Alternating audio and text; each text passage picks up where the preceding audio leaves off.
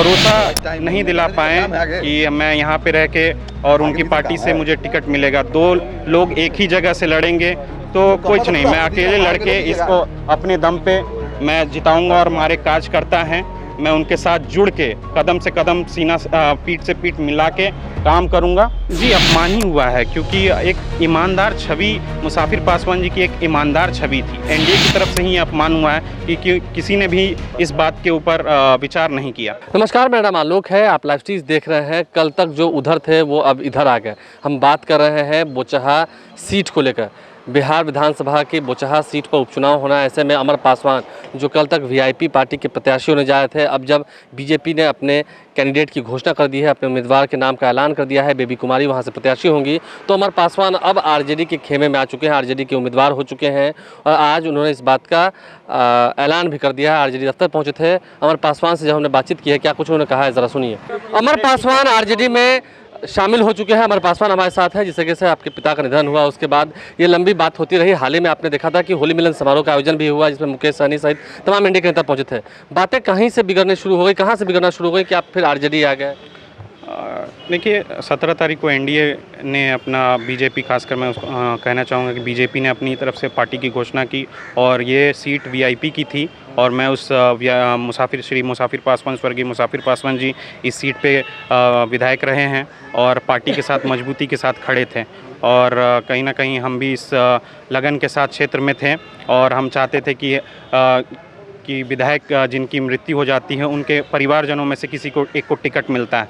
लेकिन 17 तारीख की डेट को जब उनका बेबी जी का नाम सामने आया तो फिर कोई प्रक्रिया और मुकेश सहनी जी की तरफ से, वीआईपी की तरफ से नहीं मिली। मुकेश सहनी ने तो कहा कि आपसे बातचीत करने की कोशिश की, ये बातें हुई हैं।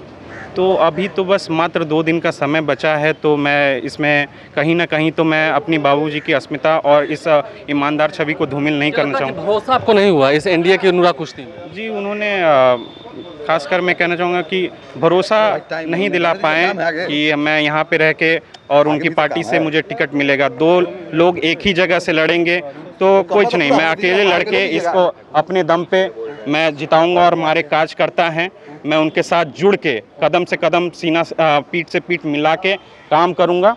अंतिम सवाल, आप ये कैसे कह रहे हैं कि आपका अपमान हुआ है, दलित का अपमान हुआ, कैसे कह रहे हैं? जी अपमान ही हुआ है, क्योंकि एक ईमानदार छवि मुसाफिर पासवान जी की एक ईमानदार छवि थी और क्षेत्र में जनता के बीच में वो बहुत ही अच्छे वक्ता के तौर पे और अपनी बातों को स्वच्छ किसने किया अपमान? बीजेपी, वीआईपी, किसने?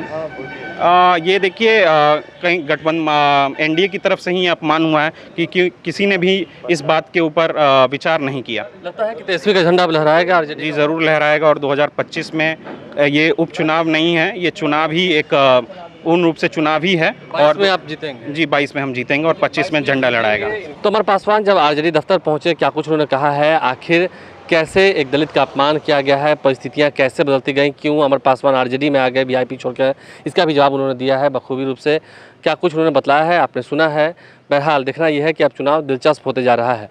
संभावनाएं इस बात की भी अब जगने लगी हैं, लगभग तय हो चुका है कि रमई राम जो हैं या उनकी बेटी अब वीआईपी से प्रत्याशी होने जा रही हैं, जिसका ऐलान आज देर शाम तक कर दिया जाएगा। बहरहाल देखना यह है कि अब आने वाले इस चुनाव में त्रिकोणीय मुकाबले में जीत किसकी होती है। हमारे चैनल को सब्सक्राइब कर लें, साथ साथ फेसबुक पेज भी लाइक करें। धन्यवाद।